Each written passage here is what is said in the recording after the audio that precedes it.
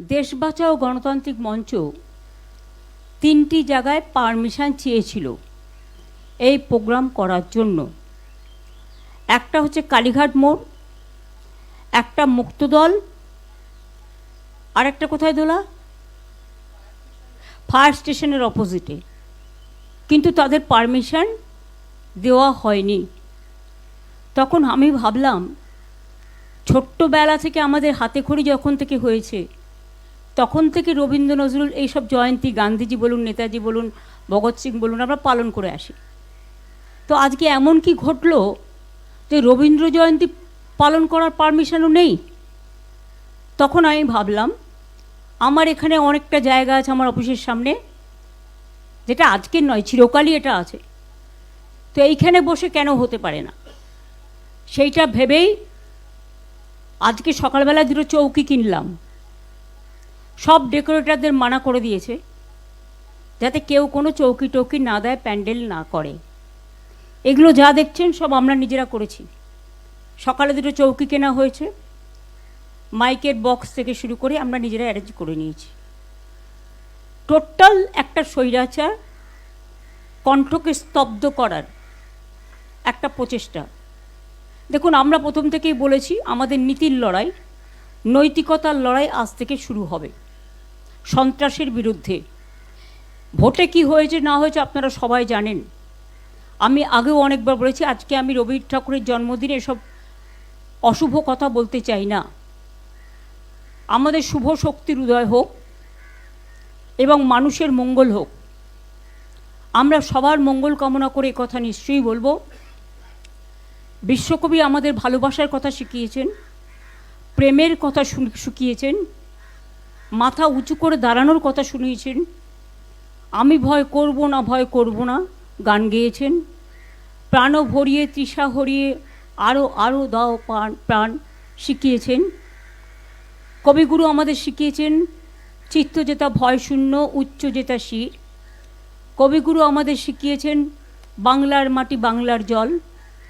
কবিগুরু আমাদের শিখিয়েছেন হেমর তীর্থ পূর্ণ চিত্তে জাগরে ধীরে, এই ভারতের মহামানবের সাগর তীরে। কাজে এই সংস্কৃতিকেই আমরা রক্ষা করে চলব, এটাই আমাদের রক্ষা কবচ। আমি আজকের দিনে যারা এসছেন, বিশেষ করে সব বিশিষ্ট মানুষদের, এবং যারা ভয় পেয়েছেন তাদের আমি বলবো, আমি কিন্তু কাউকে রিকোয়েস্ট করা পছন্দ করি না। যার ইচ্ছে হবে মানসিকভাবে, নীতিগতভাবে, তারা নিজেদের মাটির টানে, শিকড়ের টানে তারা একত্রিত হবে, এটা আমি বিশ্বাস রাখি। এবং তাই আমাদের এখানে যারা উপস্থিত হয়েছেন সবাইকে আমি অনেক অনেক প্রণাম, অভিনন্দন জানাচ্ছি। এবং কবিগুরুর এই জন্মদিন দিয়েই আমাদের যাত্রা হলো শুরু। ওগো কর্ণধার তোমারে করি নমস্কার। রাস্তাই আমাদের রাস্তা দেখাবে। আমি আজকে যে সন্ত্রাস চলছে বাংলার মামাটি মানুষের ওপরে, আমাদের কর্মীদের ওপরে, লাগামহীন বলগাহীন সন্ত্রাস চলছে। এমনকি আমার বাড়িতে একটি মেয়ে থাকে, তপশিলি মেয়ে, তার বাড়িতে তার 92 বছরের বৃদ্ধা মাকেও সরিয়ে দিতে হয়েছে, কারণ বিজেপির উন্মত্ত তাণ্ডব বাহিনী সেখানে উপস্থিত হয়ে নতুন একটি গৃহবধূ এসছে, তাকে বলা হয়েছে তাকে নির্যাতন করা হবে। ভয়ে রাত 3টে তারা বাড়ি ছেড়ে চলে গেছে। অনেকের বাড়ির সামনেই হোলিগানিজম করছে, বেনো জল ঢুকে গেছে অনেক। যাদের না আছে তারা ড্রাঙ্ক অবস্থায়, এবং পুলিশ টোটাল সাইলেন্ট। আমি কিন্তু মনে রাখবেন 2011 জেতার পরে আমি কারোর ওপর কোনো অত্যাচার করতে দিইনি। এবং আমি নিজে, তখনকার তদানীন্তন চিফ মিনিস্টার ছিলেন বুদ্ধদেব বাবু, আমার নিজের বুলেট প্রুফ কার্ডটা তার কাছে পাঠিয়ে দিয়েছিলাম এবং Z+ সিকিউরিটি দিয়েছিলাম। আর ওরা যেদিন থেকে জিতেছে সেই দিন রাত্রি থেকে আমাদের সব সিকিউরিটি উইথড্র করেছে। এমনকি গত পরশু দিন আমি অবাক হয়ে গেছি যখন দেখলাম আমার ফোন আসছে না, মেসেজ আসছে না, আর কেউ আমাকে ফোনও করছে না।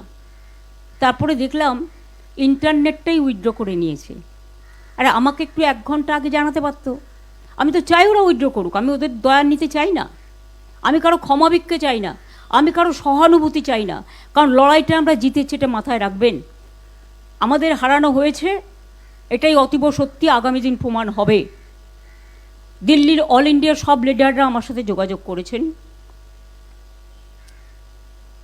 আমি তাদের, সোনিয়াজি কথা বলেছেন, রাহুল গান্ধী কথা বলেছেন, খার্গেজি কথা বলেছেন, উদ্ধব ঠাকরে আমাদের মেসেজ পাঠিয়েছেন, তেজস্বী মেসেজ পাঠিয়েছেন, অখিলেশ নিজে এসে ঘুরে গেছেন। এছাড়াও হেমন্ত সোরেন থেকে শুরু করে কেউ বাকি নেই। কাজেই আপনাদের, ইভেন অরবিন্দ বলেছে, আমি নিজ জীবনে এত কষ্ট পাইনি যখন আমি নিজেও হেরেছি, এটা হারানো হয়েছে। আমি তাদের সকলকেই মিটিং থেকে কৃতজ্ঞতা জানাই। এবং আপনাদের কাছে একটা কথা বলি, সংখ্যায় হয়তো বেশি লোক এখন পাবেন না, তার কারণ সবার বাড়ি আটকে রেখে দিয়েছে, নয় ভয় দেখাচ্ছে, নয় চুরি করে নিচ্ছে, নয় ডাকাতি করে নিচ্ছে, এমনকি কিছু গুন্ডা বাহিনী। আপনাদের আমি কি বলবো, পরশুদিন মহুয়া মিত্র আমাদের সাংসদ কলকাতা থেকে দিল্লি যাচ্ছিল প্লেনে, সেখানে দেখছে দিল্লিতে যাচ্ছে, কলকাতা থেকে যারা লিগিং করতে এসেছিল তারা ফিরে যাচ্ছে। তারা ওখানে ওকে এত অশ্লীল ভাষা বলেছে, ভিডিও আমাদের কাছে আছে, ওর সঙ্গে সঙ্গে ব্যাক করে চলে এসছে।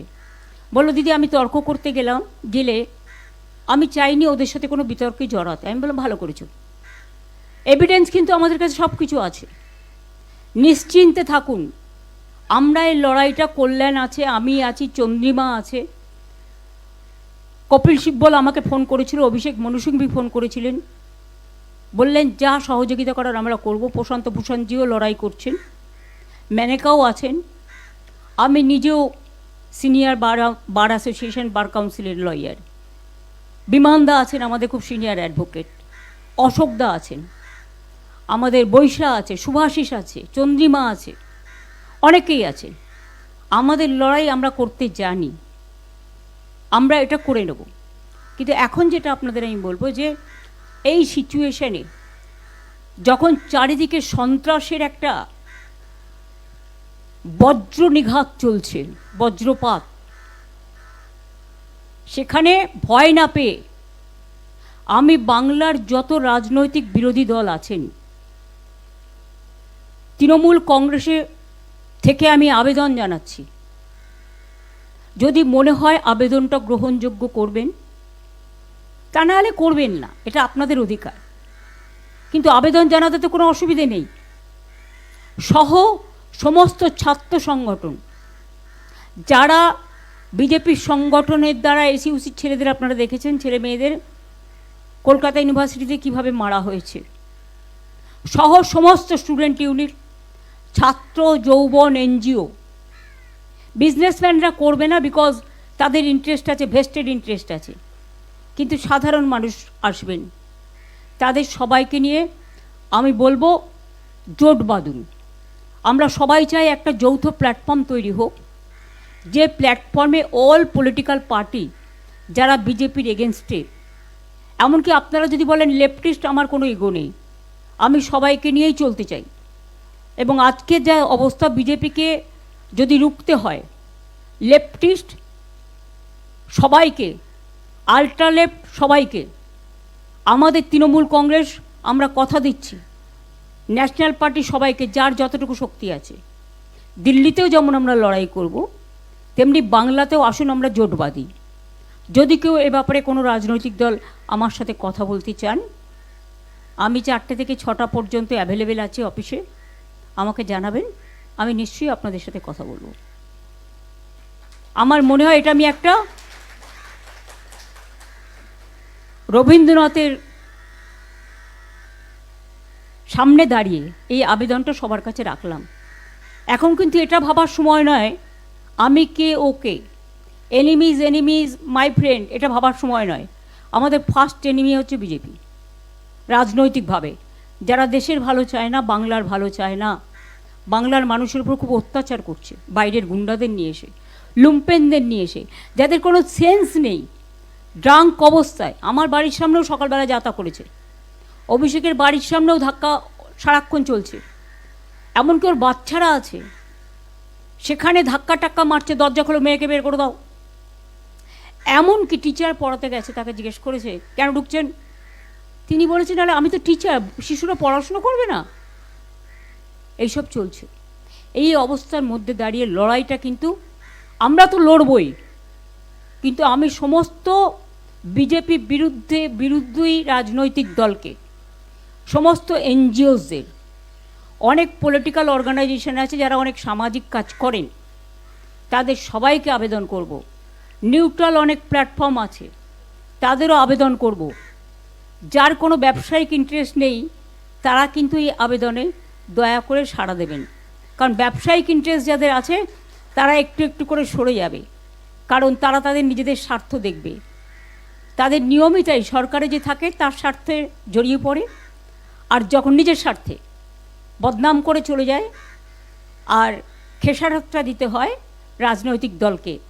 আমাদের ওদের প্রয়োজন নেই।